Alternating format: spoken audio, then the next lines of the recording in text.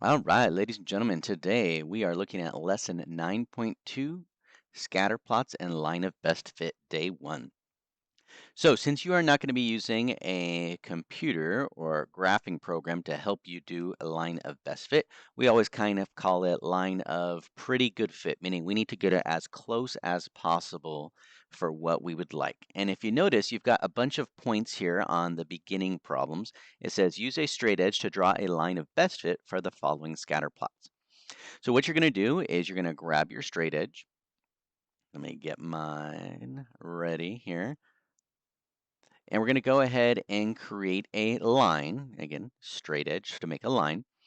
And when we make our line, though, we want to keep it balanced. So for example, some students may say, well, this might be a good line here.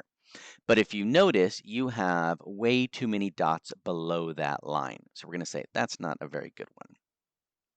At least I did make it go kind of going uphill, though. So that's good. So I'm going to try again. And let's see, what if I make it like this? That's still not good enough because, again, if you notice, this time there's too many dots above. So again, what we want to try and do is keep it balanced. So if you can keep it balanced, that means essentially you're going to have some points in the middle where the line is, and then some above and some below. So maybe kind of like this. Ooh, let me just extend that. Yeah, something like that. So let me help you with one more, and then you'll have a few to do on your own. Again, you're just going to go ahead and take your straight edge, and you're going to make your line of kind of good fit, trying to keep it balanced. So for example, I'm going to go ahead and set it up maybe something like that. So you're going to adjust your straight edge, and then just make a nice segment there. Now we're not going to include the arrows on this one because again, it may not go fully in both directions because again, it's not going to go down to the negatives or anything like that perhaps. So a segment right now is appropriate. I'm okay with that. All right, so again, you're going to try some on your own, trying to keep it balanced there. Once you've tried that, you're going to go ahead and look at this with me here. It says the scatter plot shows the number of CDs in millions. So again, hopefully you know what CDs are, from 1999 to 2005. So again, before digital music. What is the correlation? So the correlation again is, well, we need to kind of notice it's going downhill. So is that a positive or a negative correlation? And it is kind of linear if we were to make a line segment, just like we did on the beginning part. So we're going to go ahead and write down negative,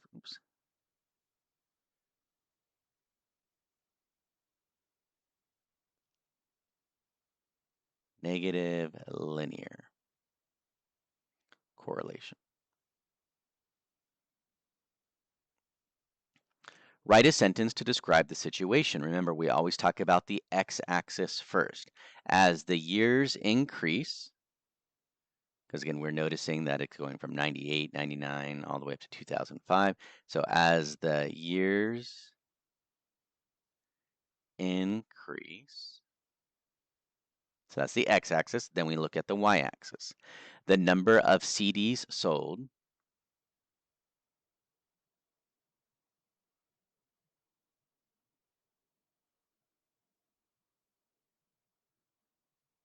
I guess technically I don't need that apostrophe there. The number of CDs sold, well, what's happening? Is it increasing or decreasing? Well, it's obviously going downhill. So it is CDs sold decreases. Again, always read the x-axis first, then read the y-axis information. That's how you're writing your sentence. Now, if you notice on this one, it says draw a line of best fit through the points 1, 945, and 7, 705. So again, we're giving you a guide on how to set it up. So I've got my first point, got my second point. Let's go ahead and take our straight edge here, and let's go ahead and connect the two. And in doing so, you're going to notice it is actually pretty well balanced. You've got some numbers above, or some points above, and some points below.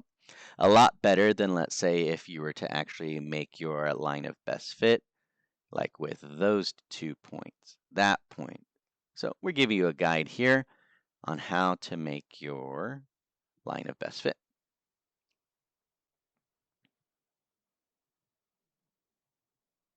All right, let's see here. Find the slope of the line by using the slope formula. Slope formula again from past information, m is equal to y2 minus y1 over x2 minus x1. So if you didn't label yet, this would be your x1, y1, and x2, y2. So we just go ahead and do the information like we've done before. We're going to go ahead and substitute our numbers. So y2 is 705 and y1 is 945. x2 is 7, x1 is 1. So as we reduce it, we've got a 6 here. 705 subtract 945, so that's going to be a negative definitely. So it's going to be a negative 240. And you know what? We can reduce that, and that would give us a slope of negative 40.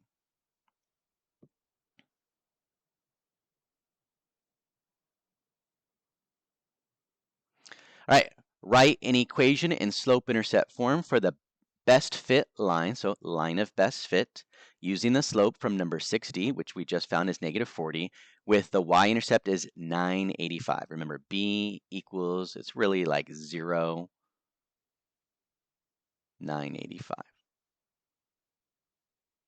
So you go ahead and write your equation. Our equation again in the form, remember, y equals mx plus b, slope-intercept form. So that's going to be y is equal to, our slope is negative 40. Then we write our x. 985 is positive, so we write plus 985. Nice.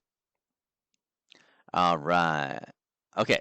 If the trend continued, predict how many CDs were sold in 2006. So as we notice here, it keeps going. And this is the key thing right here. As it says, 1945, we've got 1999, that is year 1. 2005 is actually year 7, because remember the x-axis is the number of years. So number 7, year 7. So if 2005 is year 7, then that means 2006, that is actually year 8. And the reason I bring that up is because so many times when students try and do this next part, they would actually substitute in 2006 instead of actually year 8. So we're going to take our equation,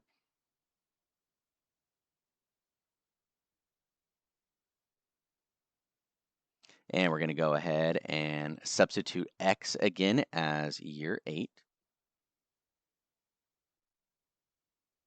And then our y-intercept again is plus 985. So as we continue to solve it, we're going to say that y again is the number of CDs sold. So we've got negative 320 plus 985. So it means y is going to be equal to, well, if we just subtract, that would be 665. But remember, that would be in millions. So that'd be 665 million CDs sold. And if you notice, again, 2006 would be over here. That would be somewhere right around there. And in that line, the trend would continue. Again, decreasing right there. So that's a pretty good, not quite prediction, even though it is. It's technically called extrapolation, meaning you can find some of your data outside of the given data by using your equation. Excellent. So what you're going to be doing is same idea. You're going to go ahead and look at your points. You're going to go ahead and determine the correlation, describing the sentence, line of best fit using your points. Find the slope of the line using the slope formula, where it says round to the nearest whole number this time. Make it a little bit easier. It gives you the y-intercept. So let's go ahead and make our equation. Use your equation to predict the cost of raising an 18-year-old. So again, over here, it's outside the data. And then here's the different part. Use your equation to predict the child's age if the annual cost to raise that child is $17,392. So again, this information here is the Y. So when you're writing your equation on letter F and letter E, over here, the $17,392 is going to go on part Y. All right, so that one is a repeat of number 1. So looking at this one right here, this one is all on our own, so we're going to do that. And then if you notice, there are some review questions. Solve for x, Pythagorean theorem. Solve for x and y, Pythagorean theorem, if you split up your two triangles. Pythagorean theorem, using the converse of the Pythagorean theorem, that's in your notes. Same thing here. Remember, that's the one where it's a c squared blank a squared plus b squared. We know side c is always the greatest number. This one here, a little bit more complicated again. You can draw your square. Giving you a small heads up. So you know the sides are 12, because again, the area is 144. So you need to find the diagonal using your Pythagorean theorem. Again, this is side C. And then this one right here again, very similar idea. It says the sides of the square are 4. So you need to find the diagonal. That's a little bad. Which happens to be the diameter. And you would need the radius for your circle. And again, you're going to go ahead and find the area of each one and then subtract. All right, so let's go back to number 8, though. It says the number of hours spent studying for an exam and the grade is given. Part A, make a scatter plot of the data. So I'm going to help you on some of this, not do absolutely everything. So for the first one, 384, I'm going to go ahead and look at the x-axis. I'm going to locate 3 and 84. So I'm going to go up to 80. That's 8590, so 85, and then drop down just a little bit. That's 84, 384. 277, so that's 2 hours of studying. Go up to 70, 75, 80, so it's kind of in between 75 and 80. 592. 5, go up to 90 and up a little bit. All right, you're going to plot the rest. Again, you find the number for the study hours, which is the x, and then you go up dependent upon the second number, which is your grade, which is letter y. So again, this is your x, and this is your y. Once you have all your data plotted, what is the correlation? Is it a positive linear, negative linear, no correlation, nonlinear? You need to be able to match that up based off of what we did the other day. Write a sentence to describe the situation. Remember, your sentence is always starting with the x-axis. So you would say something like, as the study hours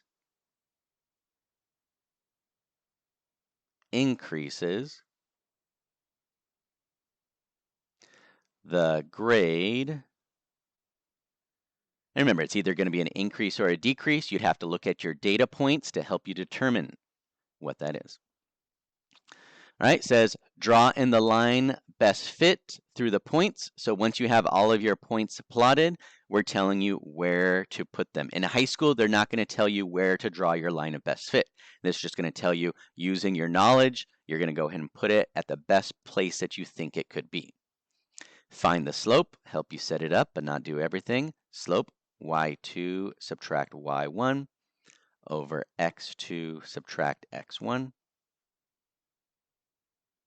If you haven't done so yet, let's label. Do your substitution just like we did on the different problem, and then solve for your slope. Write an equation in slope form. Remember slope form, y equals mx plus b.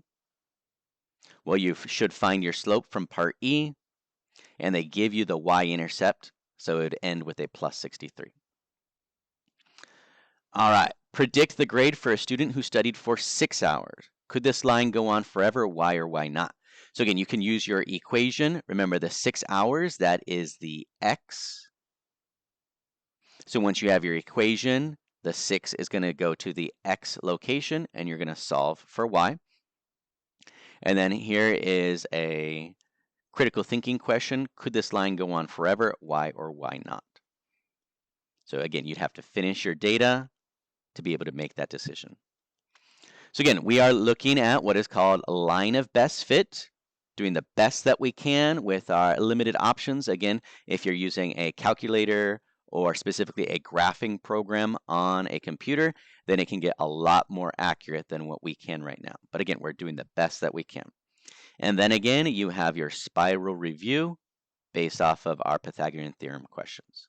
All right, guys, be awesome on lesson 9.2, day 1.